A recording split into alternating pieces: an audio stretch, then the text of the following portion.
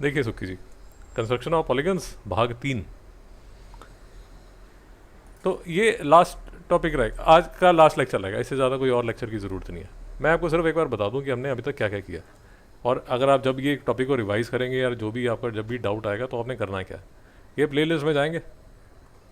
ये प्लेलिस्ट में ये जो है ये प्रॉपर्टीज़ ऑफ कोऑर्डिनेटर है। अगर आपका ये प्रॉपर्टीज़ ऑफ कोऑर्डिनेटर आपको समझ नहीं आता तो पूरा कंस्ट्रक्शन आपको समझ नहीं आने वाला।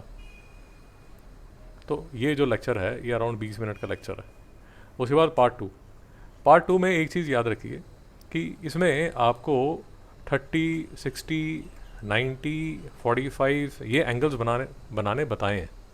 अगर आपको कोई डाउट है इसको पार्ट 1 को देखिए, पहले 10 मिनट वही बताया आपको।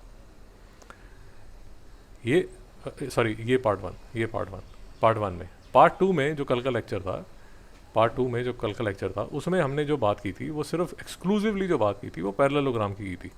क्योंकि पैरेललोग्राम लंबा टॉपिक है इसलिए ये 50 मिनट का लेक्चर है, नहीं समझ रहा, लंबा लेक्चर था। तो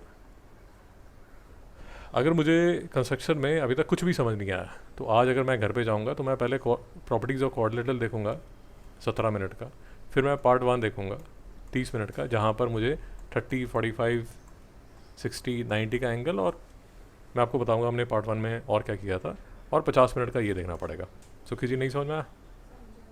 ओके, अब ये देख लीजिए अभी तक हम क्या क्या कर चुके हैं। एक बार मैं आपको जो ज्ञान है वो फिर से दिखाते। देखिए सबसे पहले हमने बेसिक कोऑर्डिनेटर्स किए थे।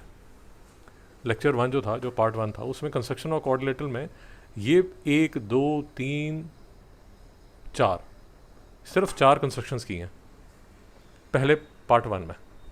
जब पार्ट 2 आया, मतलब जो कल का लेक्चर था, उसमें हमने सिर्फ कंस्ट्रक्शन ऑफ पैरेललोग्राम की है। तो 1, 2, 3, 4, 5 कंस्ट्रक्शंस ऑफ पैरेललोग्राम की हैं। मेरी बात नहीं समझ आई?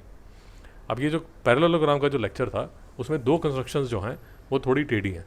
कौन सी? 5 नंबर और 4 नंबर। तो अगर आपको ये 4 और 5 नंबर कंस्ट्रक्शन फिर से आप देखना चाहते हैं तो बेसिकली आपको ये पार्ट 2 में जाना पड़ेगा, जहाँ पर आपको पैरेललोग्राम समझ आएगा। पहला जो पार्ट 1 है उसमें सिंपल कोऑर्डिनेटर बनाना है, जो कि बहुत ही आसान है, कोई प्रॉब्लम नहीं है। भैया यहाँ तो कोई डाउट? श्रेया जी, अब क्या करने वाले हैं? अब हम सिर्फ छोटे से लेक्चर रहेगा, ट्रेपीजियम करेंगे, रेक्टेंगल करेंगे, रोम्बस करेंगे, स्क्वायर करेंगे, हेक्सागन करेंगे। ये बेचारे बहुत शरीफ लोग हैं, अच्छे लोग हैं, इनमें आपको कोई तकलीफ नहीं आने वाली। नहीं समझ में आया? अच्छे लोग हैं। दुष्ट जो था वो कल निकल चुका है। बात समझ आई? स्टार्ट किया जाए? ओके। और मैं आपको गारंटी से दे रहा हूँ इसका जो क्वेश्चन है वो सिंपल आता है। सिंपल, इस चैप्टर का जो क्वेश्चन आएगा वो सिंपल क्वेश्चन आएगा, उसमें ज़्यादा तकलीफ नहीं आएगी। नहीं समझ में आया? ज़्यादा से ज़्यादा आपको सिर्फ ये करना पड़ेगा, आज घर पे जाना 3 या 4 बार फिर से 60, 90, 120 और 45 ये एंगल 3-4 बार बना लेना, और वो भी क्लियर हो जाएगा। ज़्यादा तकलीफ नहीं है। मतलब अगर आप मेरे से पूछेंगे सर कंपाउंड इंटरेस्ट करूँ या कंस्ट्रक्शन ऑफ पॉलीगन्स, तो क्या करना चाहिए? कंस्ट्रक्शन करना चाहिए ना, ये आसान होगा। अब गुप्ता जी का दिमाग अच्छा है तो वो कंपाउंड इंटरेस्ट कर लेंगी। मेरी बात समझ आई? तो इस पर फोकस कीजिए। बात समझ आई? जैसे between statistics and mid point theorem क्या करना चाहिए? स्टैटिस्टिक्स, क्योंकि वो हल्लू से निकल जाएगा आपसे। गुप्ता जी मिड पॉइंट भी कर सकती हैं, गुप्ता जी कुछ भी कर सकती हैं। ओके, कंस्ट्रक्शन ऑफ ट्रेपीजियम देख लीजिए। ट्रेपीजियम होता क्या है अगर मित्रों याद होगा? बेसिक डेफिनेशन ऑफ ट्रेपीजियम कि भाई ये जो 2 पैरेलल लाइंस हैं, ये जो 2 1 पेयर ऑफ अपोजिट साइड जो है वो पैरेलल होगी बस। ज़्यादा से ज़्यादा अगर हुआ वो आइसोसेलेस ट्रेपीजियम तो हो जाएगा कि ये वाली जो साइड है वो इसके बराबर होगी। नहीं समझ में आ रही मेरी बात? है ना? डाउट है मिश्रा जी को? Doubt? Okay,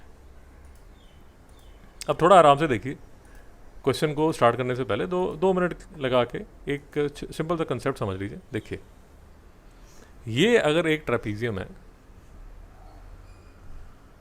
let us assume ये जो है ये 11 सेंटीमीटर का है, और ये जो साइड है ये 6 सेंटीमीटर की है, और ये जो दोनों लाइंस हैं ये पैरेलल है। मित्रों डाउट है यहाँ तक? मित्रों डाउट है? अब देखिए मैं क्या करूँगा, आराम से ज़रा देखिए। यहाँ से मैं पहले इसका नाम दे देता हूँ ताकि आपको कोई तकलीफ ना आए। ये ABCD इसका नाम है। ये देखो यार, ये DC जो 6 सेंटीमीटर है, तो क्या मैं यहाँ पर ऐसे DC 6 सेंटीमीटर मार्क कर सकता हूँ? नहीं समझ में आया?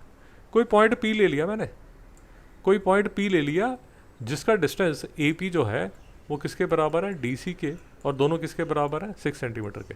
मित्रों कोई डाउट है? भाई अलाउड है ना? तकलीफ तो नहीं है कोई? तकलीफ है तो बताइए। और क्या मैं इन दोनों को ज्वाइन भी कर सकता हूँ? ऐसे करके ज्वाइन भी कर सकता हूँ? कोई तकलीफ? पक्का?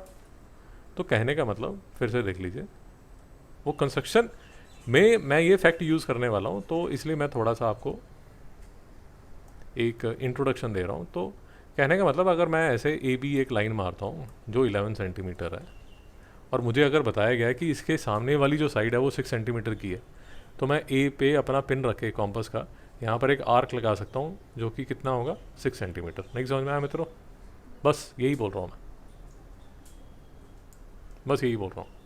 समझ आया? अब इस फैक्ट को मैं कैसे यूज़ करने वाला हूँ वो 2 मिनट में मैं आपको बता देता हूँ। चिंता मत कीजिए, आज का लेक्चर आसान है।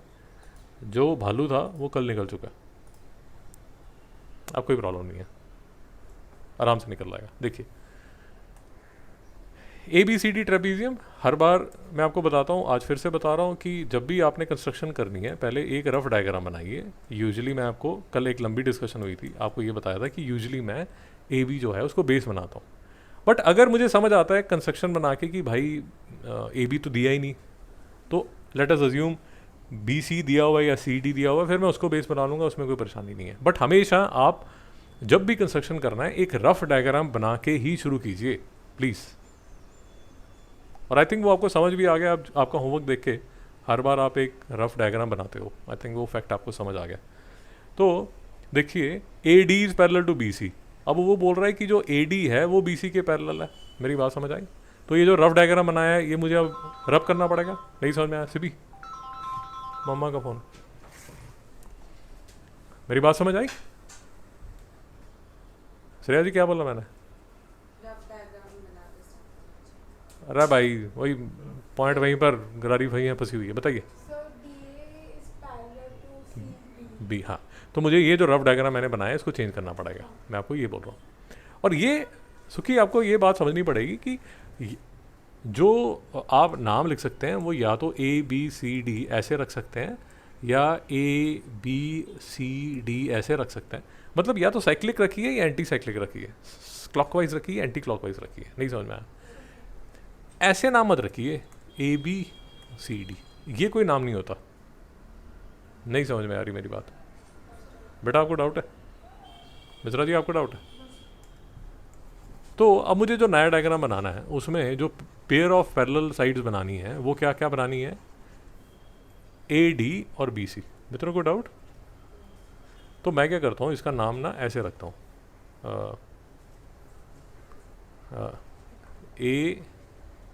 ABCD। नहीं, ये तो फिर से गड़बड़ होगी, माफ़ कीजिए।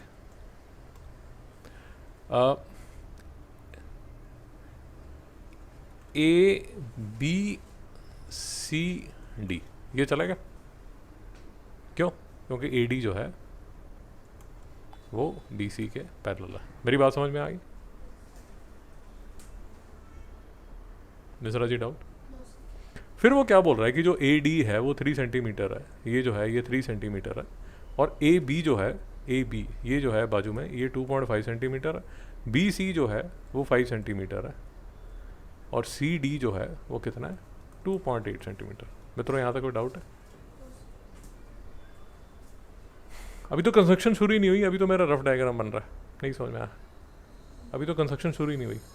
अब जो फैक्ट मैंने आपके साथ डिस्कस किया था वो मैं आपके साथ फिर से डिस्कस करता हूँ। देखिए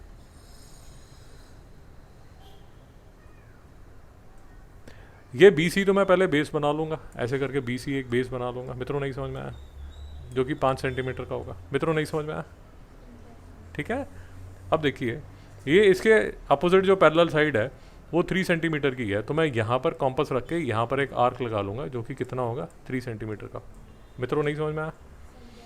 ये कोई पॉइंट P है, ये कोई रैंडम पॉइंट P है जो कि यहाँ पर लगा हुआ है, और ये जो यहाँ से लेके यहाँ तक ये जो है ये कितना है 3 सेंटीमीटर के। नहीं समझ में आया?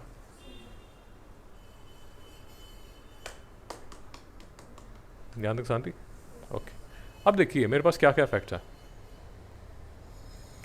सैम जी आप ध्यान से देखिए, अब मेरे पास फैक्ट्स क्या क्या है कि यहाँ से लेके यहाँ तक B से लेके P तक मैं 3 सेंटीमीटर तक पहुँच चुका हूँ। अब मेरे पास फैक्ट्स क्या हैं कि यहाँ से ये जो साइड है ये 2.5 सेंटीमीटर की है।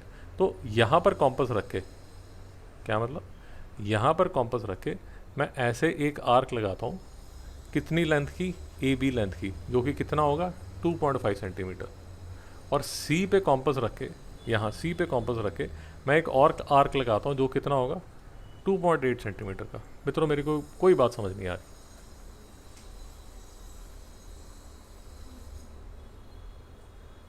मिश्रा जी को डाउट? ये अपोजिट साइड 3 सेंटीमीटर, ये 3 सेंटीमीटर है। तो यहाँ पर B पे एक पॉइंट यहाँ लिया तो ये जो है ये 3 सेंटीमीटर का हो गया। नहीं समझ में आया? अब ये जो साइड है, ये जो साइड है ये 2.5 सेंटीमीटर की है। तो यहाँ पर पिन रख के यहाँ से एक आर्क लगाओगे 2.5 सेंटीमीटर की। नहीं समझ में आया? और फिर यहाँ पर पिन रख के ये जो साइड है 2.8 सेंटीमीटर की, वो एक आर्क लगाओगे यहाँ पर 2.8 सेंटीमीटर का। नहीं समझ में आया? फिर क्या करोगे, इसको और इसको ज्वाइन कर लोगे। तो ये जो पॉइंट होगा, ये पॉइंट क्या होगा सैम जी? D। नहीं समझ में आया?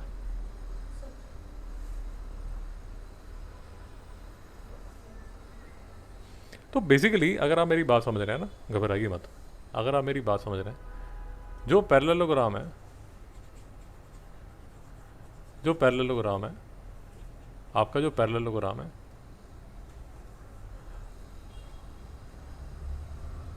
वो इतना तैयार हो चुका है। मेरी बात नहीं समझ आई? आपका पैरेललोग्राम इतना तैयार हो चुका है। अब आपको सिर्फ एक पॉइंट की तलाश है। सैम जी ध्यान से सुनिए, सिर्फ एक पॉइंट की तलाश है। कौन सा पॉइंट? A। मित्रों नहीं समझ में आया?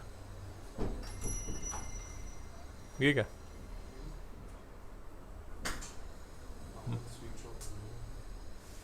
नहीं समझ में आया?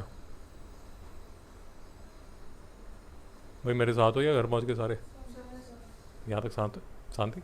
अब देखो, अब समझदार बच्चे हो, मेरे पास यहाँ पर ये जो साइड है, जो AB साइड है, यहाँ पर AB साइड जो है वो 2.5 सेंटीमीटर की है, ये तो मुझे पता ही है। नहीं समझ में आया? और जो CD साइड है, मतलब यहाँ पर कॉम्पस नहीं, ये CD तो चला गया, मुझे ये यहाँ पर किसकी तलाश है? AD की जो लेंथ है वो 3 सेंटीमीटर है। तो D पे कॉम्पस रख के ऐसे मैं एक आर्क लगा सकता हूँ जो कि 3 सेंटीमीटर का। सैम जी नहीं समझ में आया? देखिए आपको पॉइंट फाइंड करना है, वो पॉइंट कहाँ पर है? 4 वर्टाइसेस आपको देखने हैं कहाँ है। नहीं समझ में आया? तो फाइनली आपका ये जो पॉइंट A जिसकी तलाश थी आपको, जिसके लिए आप सड़क पे गाने गा रहे थे ज़ोर ज़ोर से, मोहल्ले वालों को परेशान कर रहे थे, वो पॉइंट मिल गया और आपने इसको और इसको ज्वाइन कर दिया। नहीं समझ में आया? ये बन गया आपका वो ट्रेपीजियम। मित्रों कोई डाउट है? अब मिश्रा जी घर पे जाते हैं, ऐसा कोई क्वेश्चन आता है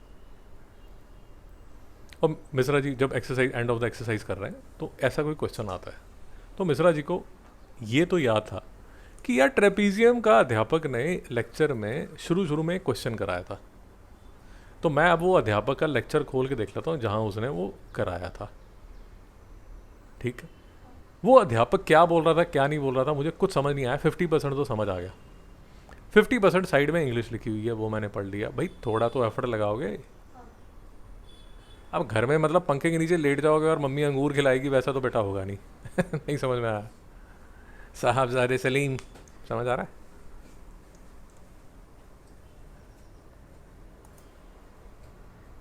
सुखी जी को दुखलेश वेदना। आज थोड़ा सा स्टाइल चेंज कर लेते हैं क्योंकि थोड़ा सा टाइम है अपने पास। आप एक काम कीजिए, ये ट्रेपीजियम के 2 क्वेश्चन बनाइए, नहीं तो क्या होगा फिर से वही दुखलेश वेदना। ये बिल्कुल जो हमने अभी डिस्कस किया है वैसे ही क्वेश्चन है। अब बट मैं चाहता हूँ कि आज आप मेरे सामने बना लो, करो, अभी करो।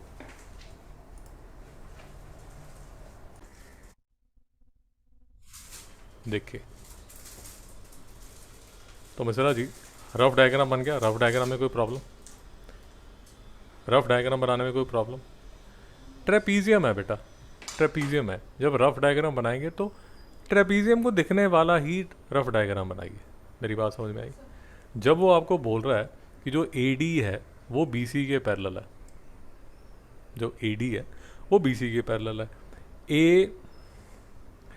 ये ए डी ऊपर आपने बना लिया और जो बी सी है वो बेस आपने बना लिया। बी सी की जो लेंथ है वो 6.8 है और 6.8 बेस लेके आपने एक लाइन लगाई और देखिए यहाँ पर लिखा हुआ है कि जो बी है वो 60 डिग्री है। तो आपको पता चल गया कि बी पे, यहाँ बी पे एक ऐसा 60 डिग्री का एंगल बनेगा और क्योंकि उसने आपको ए बी 4.8 दिया हुआ है तो आप ऐसे एक आर्क लगाएंगे 4.8 की। मेरी बात नहीं समझ आ रही?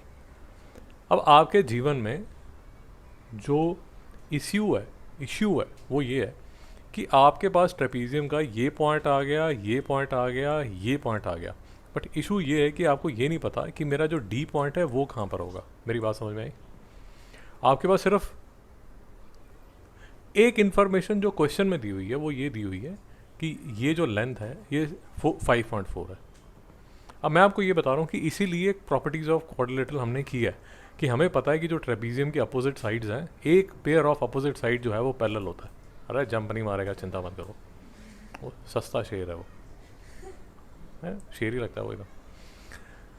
पैरेलल लाइन है ए बी और ए डी और बी सी जो है वो पैरेलल लाइन है और ए बी जो है वो ट्रांसवर्सल है। अगर वो ट्रांसवर्सल है तो sum of interior angle on the same side of transversal जो है वो 180 डिग्री होता है। तो आपको अकल होनी चाहिए कि यहाँ पर जो एंगल बनाओगे वो 120 डिग्री का बनाओगे। सैम जी आपको मेरी बात समझ आई बेटा? इसीलिए पूरा एक लेक्चर हमने उस पर प्रॉपर्टीज़ ऑफ क्वाड्रिलेटरल समझने में किया ताकि आपको कोई तकलीफ ना आए। यहाँ तक कोई डाउट? अब ये 120 डिग्री पे ऐसी एक लाइन आपने लॉन्ग लाइन बना दी क्योंकि आपको पता ही नहीं रुकेगी कहाँ, तो आपने एक लॉन्ग लाइन बना दी। फिर आपने क्या किया, कॉम्पस रखा सी पे, यहाँ कॉम्पस रखा सी पे और फिर ऐसे एक आर्क 5.4, ये 5.4 की आर्क लगा दी। जैसे आपने आर्क लगा दी आपको पता चल गया कि ये जो पॉइंट है ये डी है, इन दोनों को ज्वाइन कर दीजिए, ये आपका ट्रेपीजियम तैयार है। नहीं समझ में आया? दुखी मत होइए, एक क्वेश्चन और भी है, ये भी ट्राई कर लीजिए, 21 भी ट्राई कर लीजिए, 21 भी ट्राई कर लीजिए। जी बताइए मैडम, आप 21 कीजिए, मैं चेक कर लेता हूँ। 21 कीजिए, मैं चेक कर लेता हूँ।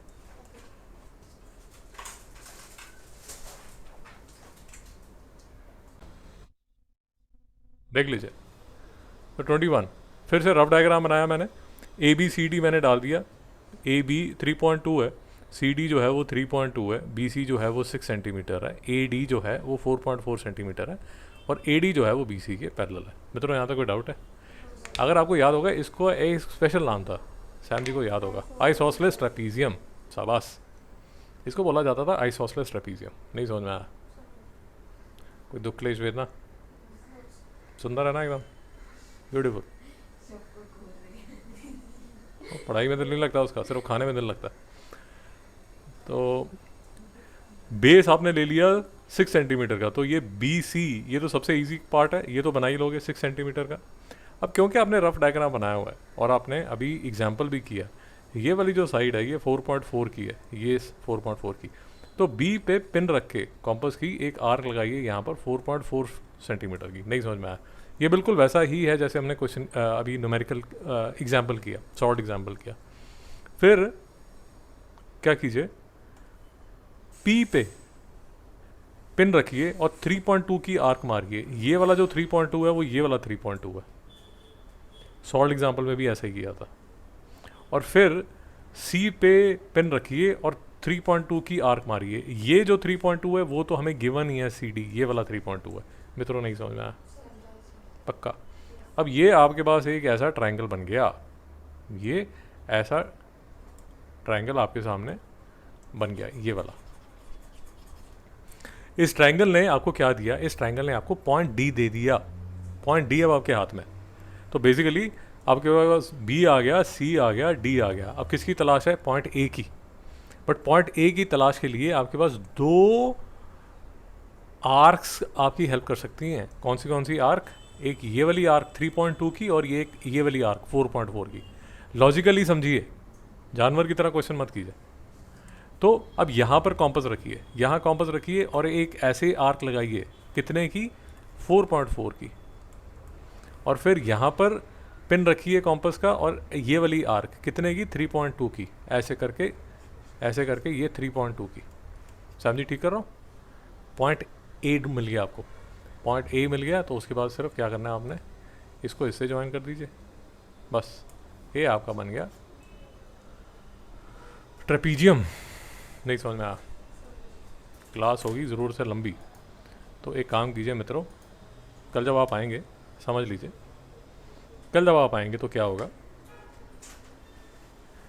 रेक्टेंगल्स आसान है, रोम्बस आसान है, स्क्वायर आसान है, हेक्सागन आसान है।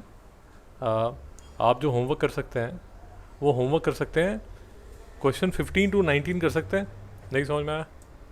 क्वेश्चन 15 to 19 अगर आप करना चाहते हैं, एक छोटी सी बात याद रखिए, मैं कोई हिंट दे देता हूँ आपको, मेरे पास आके कल्पिए मत। हिंट ये है कि अगर ये रेक्टेंगल है तो ये लेंथ है, ये ब्रेड्थ है। लेंथ इंटू ब्रेड्थ जो होता है वो क्या होता है? Area of a rectangle. Note कर लो भैया, शायद ये भी ना पता हो। तो जैसे ये हाइट दी हुई है, ये हाइट दी हुई है, तो आप इसका बेस निकाल सकते हैं। ये बेस दिया हुआ है तो इससे आप हाइट निकाल सकते हैं। मिश्रा जी समझ नहीं आ रही बात? श्रेया जी की तो दूसरी ट्यूशन शुरू हो चुकी है। नहीं समझ में आया? सुखी जी को डाउट? तो एडवाइजेबल है घर जाके फिर से क्वेश्चन 15 से 21 फिर से कर लीजिए, और फिर छोटी छोटी बातें रह जाएंगी, स्क्वायर, रोम्बस, ठीक है, वो कल कर लेंगे। तो कल आपका ये कंस्ट्रक्शंस ख़त्म हो जाएगा, कल आपका स्टैटिस्टिक्स शुरू हो जाएगा। या एक काम और भी कर सकते हैं कि कल कंस्ट्रक्शन कर देंगे। मैडम की एक बड़ी देर से रिक्वेस्ट आ रही है कि आप मुझे मिड पॉइंट करा दो, तो मैडम को सिर्फ मिड पॉइंट थ्योरम होती क्या है वो बता देंगे, और टाइम मिला तो एक छोटा सा क्वेश्चन भी करा देंगे, तो वो बात ख़त्म हो जाएगी। फिर हमारे पास थर्सडे का टाइम बचेगा, मतलब कल का थोड़ा टाइम बचेगा, और फ्राइडे का लेक्चर बचेगा, उसमें हम स्टैटिस्टिक्स कर लेंगे। समझ आ गया? सारा सिलेबस हो जाएगा आपका मैथ्स का। बढ़िया, नाइस, गुड।